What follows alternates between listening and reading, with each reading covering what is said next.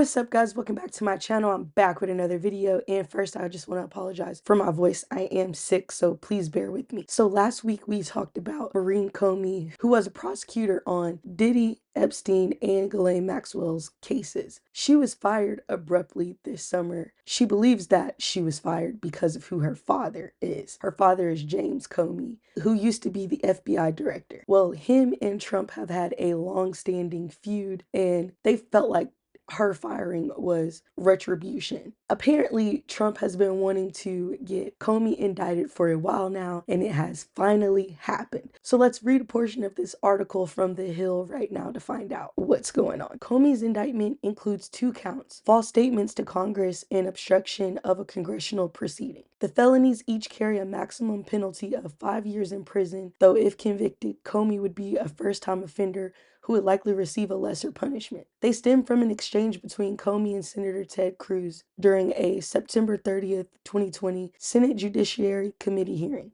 Cruz asked Comey if he had ever authorized a leak about the FBI's investigations into Hillary Clinton's emails and connections between the Trump campaign and Russia. The question zeroed in on conflicting accounts between Comey and his former deputy Andrew McCabe regarding a leak to the Wall Street Journal about the Clinton investigation days before the 2016 election. McCabe has indicated Comey knew about and authorized the leak, and that McCabe, in a conversation after the story published, implied he too wasn't involved. A 2018 Inspector General report sided with Comey's account, saying McCabe authorized the leak and lacked candor when he told his boss and later investigators that he didn't. What Mr. McCabe is saying and what you testified to this committee cannot both be true. One or the other is false. Who's telling the truth? Cruz pressed. Comey responded, "I can only speak to my testimony. I stand by the testimony you summarized. The indictment does not identify a specific news story, but the charging documents allege Comey authorized an unnamed person 3 to leak details of an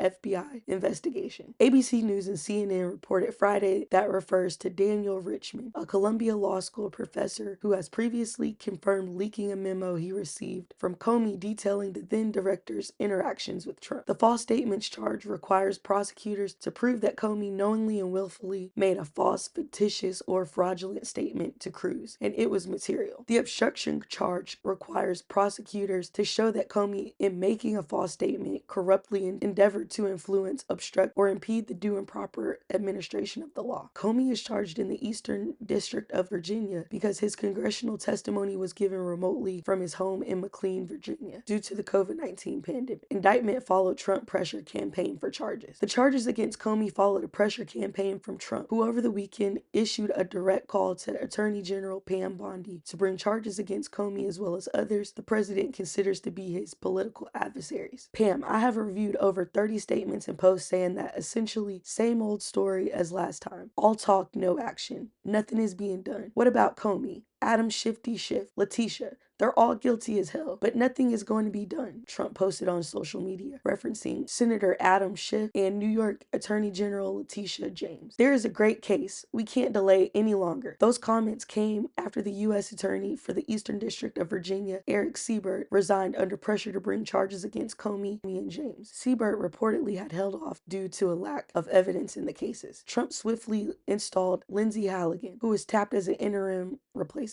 Halligan, a White House staffer who practiced insurance law before she joined his criminal defense team in 2022, has never tried a federal case. Just days later, Trump officials brought an indictment before a grand jury, borrowing a popular line among Democrats in announcing the move. "No one is above the law," Bondi said. FBI Director Kash Patel, who worked on a review of the 2016 investigation as a staffer on the White House Intelligence Committee, also implied Comey was corrupt. "Nowhere was the politicization of law enforcement more blatant than during the Russiagate hoax. A disgraceful chapter in history we continue to investigate and expose," he wrote in a post on social media. "Everyone, especially those in positions of power, will be held to account, no matter their perch." Comey's testimony before the Senate came on September 30th, 2020, meaning the indictment was filed just days before the 5-year statute of limitations in the case was set to expire. Grand jury declined to indict on 1 count. Though Comey was indicted on 2 charges, court papers show federal prosecutors initially pursued 3. The Justice Department asked a federal grand jury to indict Comey on another count of making false statements to Congress, stemming from an exchange with Senator Lindsey Graham during the same September September 30th, 2020 hearing, Graham asked Comey whether he recalled being taught of Clinton's approval of a plan to use talk of Trump and Russia hackers interfering in U.S. elections as a means of distracting from her use of a private email server. Comey replied, "That doesn't ring any bells with me." Okay, well, that's a pretty stunning thing. It didn't ring a bell, Graham said in return. The grand jury's foreperson indicated that 12 or more grand jurors did not agree to indict on the charge regarding the exchange, meaning prosecutors could not move forward with it. So James Comey released a video response to this indictment. So let's take a look at that now. My family and I have known for years that there are costs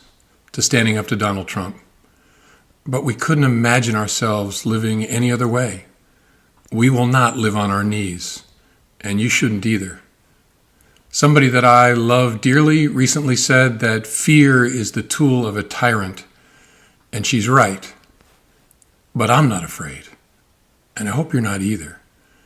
I hope instead you are engaged, you are paying attention, and you will vote like your beloved country depends upon it, which it does.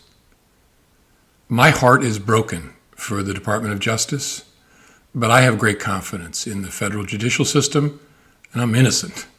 So let's have a trial and keep the faith. He is set to be arraigned on October 9th. I will continue to follow this story. Let me know what you guys think about this in the comments down below. Do you think that the indictment will stand? Do you think that it's justified? Or do you think that this is an act of retribution? All I know is you don't want to tango with the feds. That's for sure. But thank you guys so much for watching. If you want more videos like this, please subscribe. And if you like this video, please hit the like.